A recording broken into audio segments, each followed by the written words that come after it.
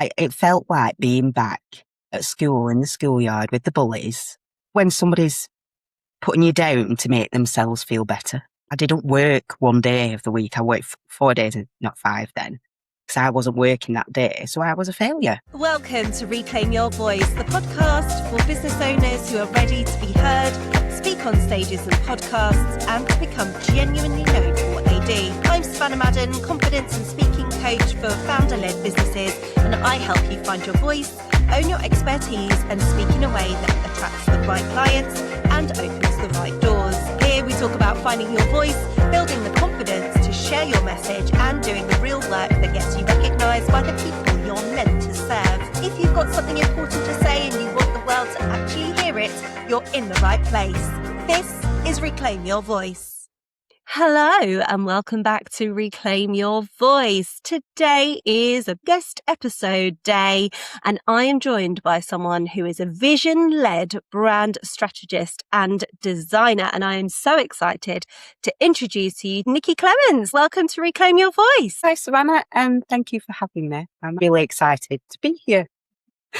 Good, likewise. So I always like to start at the beginning and for guests to tell us a bit about themselves in their own words rather than me doing some long intro with the written bio and all of that sort of thing. So let's start at where you are at the moment in terms of your business. So what is it that you do? Who do you serve? Who do you help? What's the whole shebang, Nikki? So like you said, I am a vision-led brand strategist and designer, and that is an absolute mouthful. But in essence, I help women bring their visions to life. So that revolves around branding, design and marketing. And I'm in the middle of a pivot. So I'm sort of like a switch, and at the core, I really want to help women own their business and their brand and understand it. So they can then take ownership of it and run with it, because it's all good and well me designing them an amazing logo or branding or whatever project I'm doing with them. But if they don't understand how to use it moving forwards, then it just ends up being something really pretty. And I'm really fed up of seeing that with a lot of people. So I'm owning it at the minute. I am helping people own their brand by not just delivering the deliverables, helping them understand it as well and supporting them so they can use it the right way and really feel it at the core of who they are. So it's a mix between personal branding and business branding, entwining the two. So I really like what you said there, because I think some people can get themselves into that situation where they invest thousands and thousands of pounds into having their whole brand created, as you say, with all the logo and their colour schemes and their assets and everything. And then it all just sits in a folder and no one really knows where it's supposed to go, what's supposed to be done with it and how they could utilise it to the best of their ability. So that sounds like you've got the whole package there, that you're supporting everybody from sort of start to finish. So how have you got to where you are today? Can we have a little bit of your backstory, Nikki, as how you got to be a business owner? So I started in the world of graphic design when I was at secondary school. It's like, it goes way back to the beginning. If you want really back, it's like my nana. I've spent time with my nana with crafts and a box under the stairs that contained empty toilet roll tubes and cardboard boxes. That was where my love of design and creating and crafting came from. Then my dad introduced me to the digital side of things when I was about 12 or 13, I think. Don't quote me on the age or time frame though. And he had Photoshop on his computer and he was showing me how to manipulate photos. Do you know, remove sleeves and things like that? I was fascinated by what it could do. And I took my love of design and then went into college and did graphic design, then into university and did graphic design again. Dropped out of university due to my mum getting poorly and me not really being in headspace and wanting something different. I've got ADHD as well, and it was time for something different. And I joined a publishing company where I worked from the bottom. I was on the phones, chasing the artwork, getting all the artwork in for the designers, and knew that I had my qualifications in design. And after 3 months, I was invited to become a junior designer. And from there, I spent 18 years working my way from the junior designer to managing the design and marketing room. But it wasn't the best of jobs. It was a bit toxic. There was a lot of negativity in there. So when COVID came around, I'd already been looking for a job and I'd been through a local company. I did 3 rounds of interviews, the phone one, the brief and to send a piece of artwork in. And then the in-person one, I was told that I won't be able to handle confrontation. They thought, well, I don't really want to end up in another job where somebody's, like shouting at me or there's confrontation in that place. That isn't me. I don't like confrontation. Even though I can handle it, I was with it for 18 years.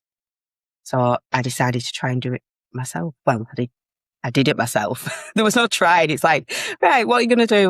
Let's do this. So I started with the logos and that way and offering it for free because it was during COVID in exchange for testimonials. And then putting a price on it. Started at £35 for a logo. And then from there, it just snowballed until I left my job in 2022 off the back of a very awful phone call where I was called a failure. And I handed in my notice that day when I came off the Zoom call. And I thought, this is enough. I've built something behind me now. I don't need you to make me feel horrendous. Goodness. That is absolutely horrendous though, isn't it? I'm just getting a little bit fed up of hearing some of these stories, Nikki, I have to say, I'm hearing that so many people are starting their own businesses, which is obviously fantastic. And you're in a brilliant scenario at the moment. But the reasons behind leaving employment to start out on your own are nearly always quite negative, and that people have experienced something really unkind, really unpleasant, been told things about themselves that are just not true. So what impact did that have on you? Because obviously you had already been building this business. I would probably say we'd probably refer to it as a side hustle in the early days when we've still got a full-time job. What did that feel like when you were being told that you're a failure? Did that affect how you moved forward with your business, or did it actually give you the extra push to be like, I'll show you? I think that is what gave me that I would have still been there now. I'm not fast at moving sometimes. I didn't have the same confidence that I have now. So I was staying because it was a comfort zone. And I knew what I was doing. I knew I was good at it. But then that call, I can still remember just turning it off. And it was tears of anger. And then one of my colleagues rung me because we all worked remote then. And she's like, Nikki, she said that was wrong. And I'm like, I'm done. I said, that is my point. I can't do this anymore and I shouldn't have to. It's like, it felt like being back at school in the schoolyard with the bullies. When somebody's putting you down to make themselves feel better? Yes.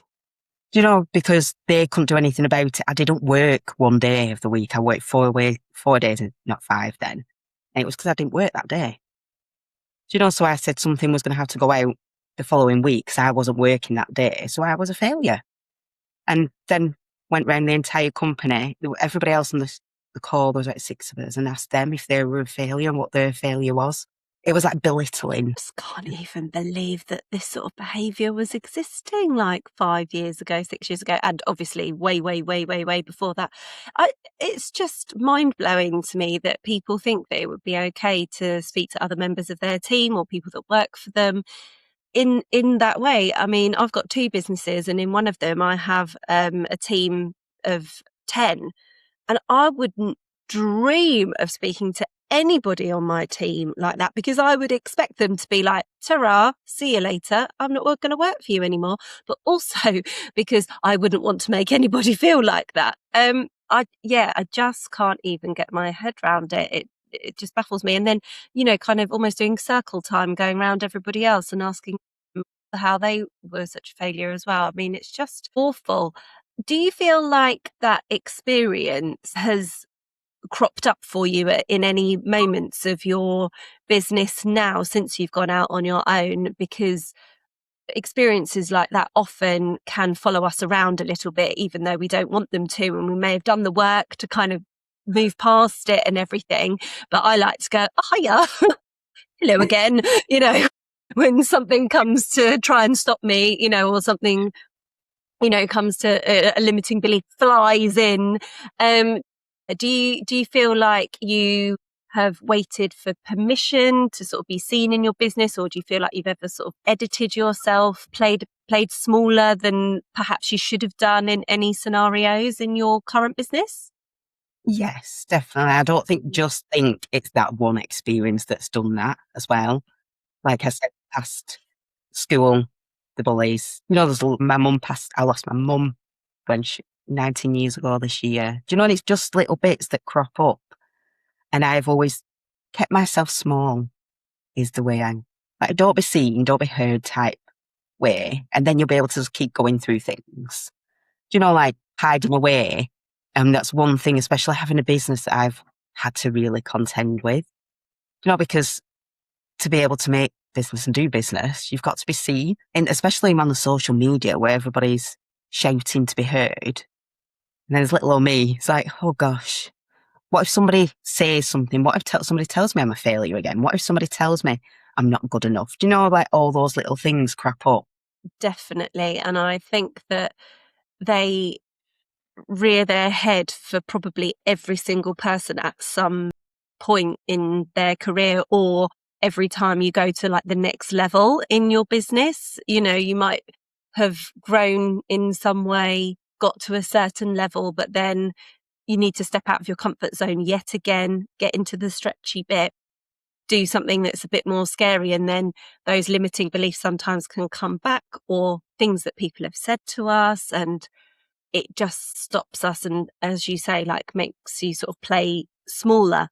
I think you also make a great point as well about how so many people are trying to be visible on social media, particularly in our online business industry, and that it can be quite noisy out there. There's obviously quite a lot of competition as well between different people in similar industries. And when I say competition, I don't necessarily mean negativity, but it's just the way it is, isn't it? There's not going to be one brand strategist, one confidence coach. There's multiple people doing the same thing. And it's how do you stand out and make yourself more unique? So what does it really mean to you then to own your own brand? It is showing up in a way that's, I hate the word authentic because we're all us. I don't know. It couldn't be anybody else. But not saying something because you believe, because sometimes, and I'm getting better at it, it's a work in progress. Sometimes I do filter what I think. If it's a one-to-one situation, you'll see a lot more of me because that's straight face and that's just who I am. But like over the socials and things like that, sometimes I filter myself down just in case I'm come across as something that might upset somebody. But a lot of what I say, I can't see it upsetting anybody. No, I can't see you upsetting anybody, Nikki. I'm from Accrington. It just comes with the territory. When I get very passionate about something, I throw in a few swear words. Mm-hmm. So it is what it is. But it is definitely a work in progress. And I'm getting better at it and more confident with just owning who I am as well. And that's why I keep coming back to the word own, because it's just come up a lot this year, especially. And I'm building a program around it. And it is helping women take ownership, because I'm taking ownership. And I believe we all should do. Not just in business, just in life as well. Because I was going to live our best lives if we're not owning the person we are at heart. So in terms of you building yourself up to this point where you do feel like you're owning yourself, owning your brand, talk me through what it's actually felt like to build from handing your notice in and getting to where you are now. Because correct me if I'm wrong, but weren't you known as like the lead magnet queen at some point? Yes, I was. Let's talk about that. I started with logos and branding because that's what I knew. are in that area. And I was doing really well with it. And as my ADHD brain got lots of ideas, and I ended up, as you do, I ended up working with somebody in an area around the lead magnets and the funnels. And I came to a realization from lots of conversations as well that, yeah, you can have a logo. It's not going to bring any clients in. And a lot of the people I work with were starting with a business and like, they really wanted this really fancy branding and everything. I'm like, well, you don't really need that yet. Do you know, you need to be bringing the people towards you, bringing those leads. And I've been doing this work with this other client. I'm like, this is what everybody needs. Like, the ADHD brain got really excited and went down rabbit holes and learned everything about lead magnets, funnels, the tech side of everything, what they was, how they work. And that's all I spoke about. I got really excited. I'm like, you don't need a logo, you need a lead magnet. Because that brings people towards you. It shows you how you work and gives people a peek of who you are and how you work and brings them into your world. And then there's a potential of making a sale later. So for about 2 years, that's all I spoke about was lead magnet. The one thing, the one person, with the one offer, and I went all in with it. And I got known as a lead magnet being on LinkedIn. And I loved it. But then I got bored. And it wasn't the full thing that I wanted to do because it was like, we still needed the branding because there are people coming to me and like, I've got this really good idea for a lead magnet. So I sort of like, in the last year, I've been pivoting back, not a 360 because I'm not the same person I am when I first started my business, but sort of like going back to your roots and bringing it all together of everything I've learned over these last 6 years to create a program that covers everything and brings it all together. So I'm supporting you to do the branding first. I do believe that bit really matters. But you need to know, to be able to have it done, you need to know who you are, what you do and who you serve and own it. You know, because then that vision you've got in your head, I can support you to bring it to life, or I can teach you to bring that to life as well. And then that goes into your lead magnet as well, and like the tech side of things. And it just becomes amazing. And it can grow with you. But it's like giving you the independence as well, because you shouldn't have to depend on anybody else. You should come for support from other people, help you to grow, but you shouldn't be dependent on handing it over to a person who does branding or handing it over to somebody who does lead magnet and not having that understanding ownership. Be dependent on them to support you. It's such a good piece of advice, I think, because there's outsourcing, and then there's not really knowing what's going on with things inside your business as well. So it's good to keep a handle on it all, isn't it? Yeah.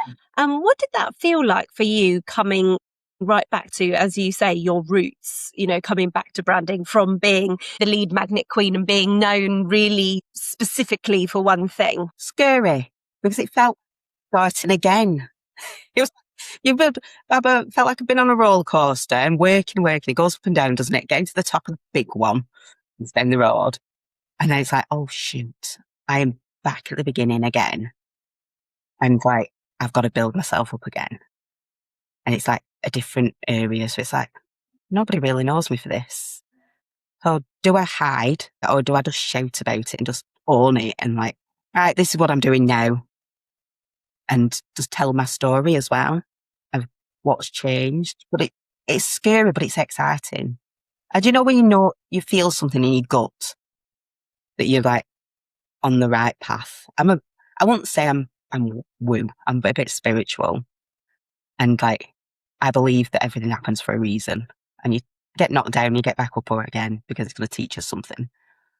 So I think I needed that journey to be able to come to where I am today and just take ownership of who I am. And without it, I wouldn't have all the knowledge that I have now as well. And I wouldn't have met all the people who've all taught me a lesson, or I've gained knowledge or supported somebody on their journey. And then I'm bringing it all together again. So yeah, it's exciting and it was a bit scary, but now I'm more on the excitement and like, yes, I am doing this. That is really exciting. So you have mentioned a few times today, which I've really enjoyed, the fact that you're just owning it and you're helping other people to own it as well. I think that's a really lovely phrase.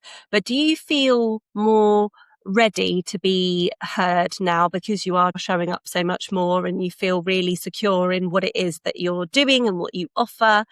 And if that is the case, was there one thing that you can pinpoint that changed to make you feel that way? Oh, that is a really good question. I don't think there's one specific. I think it's lots of little bits of things that I've done along the way and a lot of inner work as well. Because even on the personal side with me, I've not been the one to speak up and say what I want. Do you know, like I've always put a lot of people before myself. You know, like everybody, what does everybody else need? Like my husband, my daughter, work, friends. And I think I've been doing a lot more inner work and getting better at saying no, knowing my boundaries and telling people what I want. And that has supported me within my business. And I put that down as well to some of my husband, where I got married 2 years ago, been together 10. But he's supported me to be able to find my voice. Whereas before that, I think some people tried to quieten my voice, so to speak. And he's the one that's, no, Nikki, you need to have these conversations. Do you know that you need to stand up for yourself? Because some people are taking the piss, like with the toxic friend and with the business. He was there right by my side. He said, right, why are you putting yourself through this? You don't need it. Do you know, even if you didn't have the hustle, you'd find something else because you're good at what you do, Nikki. It's like, stop letting people trample on you and put you down. And I think it's all those little bits that I pull on now to say, yeah, I am just going to say what I want to say. If it upsets you, I'm sorry. It never comes from a place of hate or, you know, even when you've done my head in, like, it never comes from that. It always comes from a place of love, everything I say. And if you're not my person, you don't need to be in my life. It's the same with business as well. We all work with different people. It's like even there's other branding people, but we're all different. And if I'm not right for you, I'll guide you to somebody who will be right for you. And I think that's how business works the best as well. Relationships and collaboration over competition. Definitely. And what a lovely support network you've got at home around you. Your partner, or your husband, sorry, sounds like he's, your biggest fan, which is so important when you're building a business, because sometimes it can feel a bit lonely and sometimes you can feel like you don't always have the immediate support. But it sounds like you've got a fantastic support network around you, which I know just will make things feel just that tiny bit easier when you're feeling those wobbly moments, as we all do, as we navigate ourselves through things. I was actually going to say to you that you definitely come across to me as if you're the person that people always come to for help and support, not just in business, but in your personal life. And so would you say that your husband is your go-to person for your support, or have you got other people that you lean on as well? I do. My husband is the first person I go to when I'm having a rubbish day. I'll send a message to him, and I'll just pop something over and he's the first. Right, Nikki, give yourself a head of wobble. So if you need 5, go and have 5, go and have a nap, do what you want to do. It's your business. You do not need to force yourself to sit at the desk. And he just picks me up. But I do have friends that I speak to as well. I have a mentor. Do you know, so people in the business world that give me the business support, because he's not right good at that bit. He's good at the like personal support and emotional support. Yeah. If I go to him with a business problem, he's like, what does that even mean? And that's what we pay our coaches and mentors for. Brilliant. Oh, that's so lovely to hear. I love hearing when people have a good support network at home. It is just so important, and it really can make or break your business, I think. So I want to talk more about your program and what it looks like to be a client of yours, and what kind of journey your clients go on when they come to you, because, you've quite openly said that branding's not about like the pretty colours and it's not just about your logo. I would just love to know, can you give us an example of somebody who's come to you who has wanted like a rebrand maybe, and what kind of steps you take them through on their journey with you to get to the finished product? Yes, of course. So I'm going to go with my one of my most recent clients because she's Sounds topping great. out, and she's in the holistic or well-being and counselling area. That is her area of expertise, and she's already built a brand that she's well known for, like with the one-to-one work and all that side of things. And she was wanted to create more of a one-to-many type business, so she could support more people, because in the area she works in is really important. So she had the idea, and she's had it for a couple of years, if not longer. But she's been sitting on it because she's been so busy, and she just didn't know how to take it that next step and what it was going to be. Do you know how it, in her head, she had the idea, but bringing it to life was, like felt impossible and like the mountain to climb. So it always starts with me with a questionnaire. So before we meet face to face, some questions, really simple questions as well, like what are you looking to build, what it is, just so I have some prep, so I can come with a feeling of what is in your head. So I like to see inside people's heads. And then off the back of that, we have a one-to-one, which is a deep dive and a brain dump, I like to call it. And I come with questions, but I will go a bit deeper of like what I've seen, because I seem to pull out patterns. I like to call it thread. We all have a thread that ties everything we do. And it sits underneath and it's like the center point. So it connects who you are, what you do, and who you serve. And it's usually very different for everybody, but I love bringing that thread to life. So on that call, I'll listen, lots of listening, ask questions and listen and pull out key points. So with her, she was very structured in the way she works, because she's like in the therapy area as well. She could be very clinical, but she also had a warm side to her as well. And the overall feel was helping people break free. And she spoke about walking on beaches. She disappeared to Australia to get away when she was going through, because she's a survivor as well, and she lived through it. So it was all to do with breakthroughs and chains and release. And it's those words that then I use to brainstorm afterwards, because I love spider diagrams. The spider diagrams can then create images as well for mood boards, and pulling all the different words that are seen there and then looking how they translate into a visual. So it's like translating words into visual elements. So breaking free, like I said, chain, that wasn't used, but open windows, beaches, open spaces, like the dandelion blowing in the wind, that's freedom. And it's taking all them and developing that side into colours. Because every colour has a meaning and it evokes a feeling in us. So it's finding the ones that align to who your business is going to be as well. And then that is all developed into the logo. It's a collaborative experience, because we work together, 'cause without you in it, there's no brand for me to design without your vision. And then we work together. I'll put together a mood board. I send them over. And I like to say, call them brain dumps. I'm like, just throw everything at me. I want to know exactly how you feel when you see it, when you open it. Because if I don't know, if I'm getting the right reaction. So that's, when you get that, it's like, yes, I've seen into your brain and pulled it out and pulled that thread and brought it to life. And then we work along, and all that's developed into your colours, your logos, your fonts, the message behind it as well. The words that create your brand. From there, I don't just like to deliver everything. We did some training afterwards as well. So we did some Canva training, because she wanted to be using stuff in Canva and she wanted to be able to use it independently and take ownership and use it. So I supported her and showed her how to get it all in there. Even the basics. I'm like, do you want the basics? Because I knew she'd been using Canva. She's like, yeah, tell me from the beginning. And then I know exactly how I can do it. So it's working together as well. And she asked me questions. I like to build relationships. So she might throw me a question over on WhatsApp. I've been looking at this, Nikki.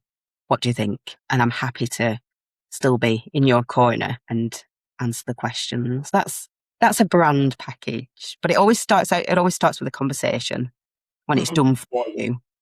And it's always like a collaboration as well, whichever path you're taking, whether it's branding, lead magnets, or websites, it's always a collaboration.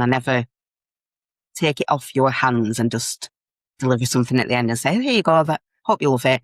See you later.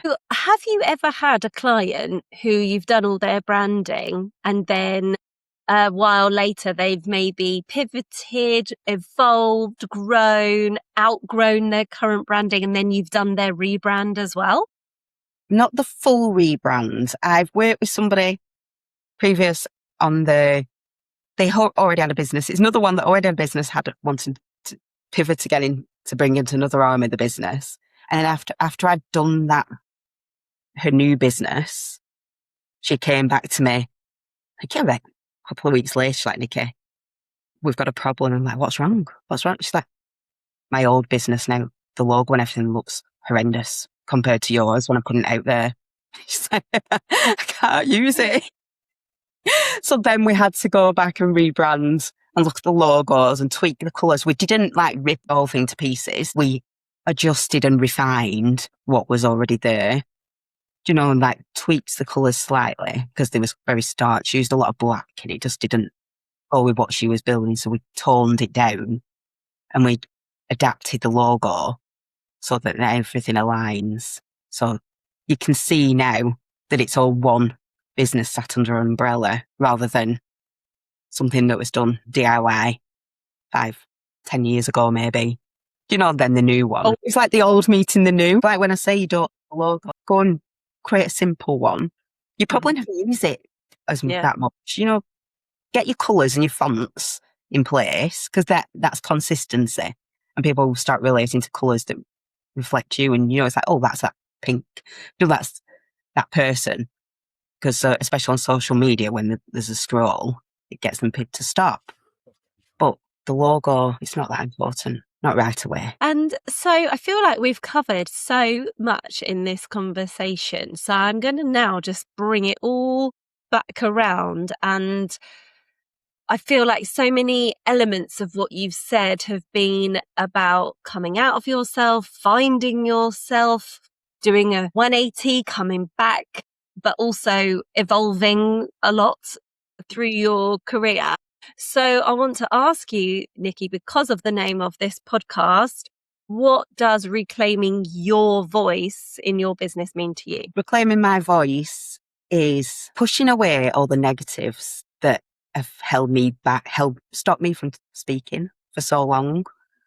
And it's drawing a line in the sand of like, yes, that happened.